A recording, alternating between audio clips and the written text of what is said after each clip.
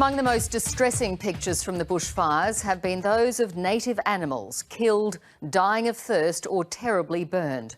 As the scale of the ecological disaster becomes clearer, it emerged today that some koala populations could be officially listed as endangered. The federal government says koalas took an extraordinary hit in the fires, and it's announced $50 million to help wildlife populations recover.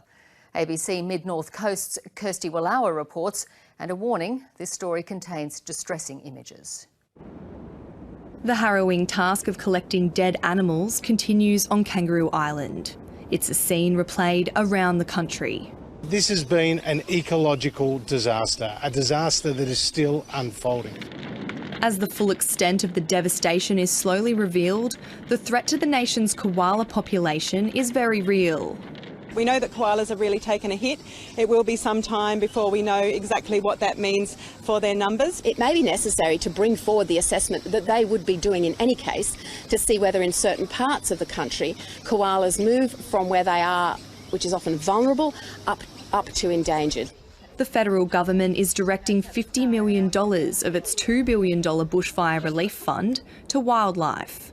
Half of that will go to emergency rescue and rehabilitation, coordinated by a new threatened species commissioner. The rest will support a range of wildlife groups already working on the ground.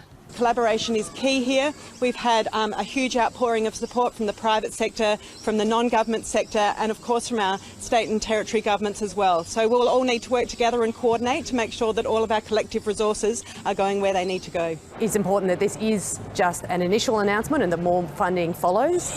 It's estimated that 30% of the koala habitat in northern New South Wales has been lost.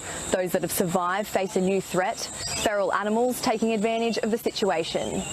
Feral animals that have survived the fires themselves will be out there preying on the vulnerable animals that are left alive.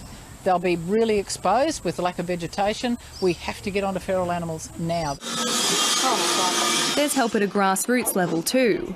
These volunteers have made more than 600 possum boxes for fire-affected areas. And it's just really nice to be able to give back to the community and help with the fires and feel like we're actually doing something.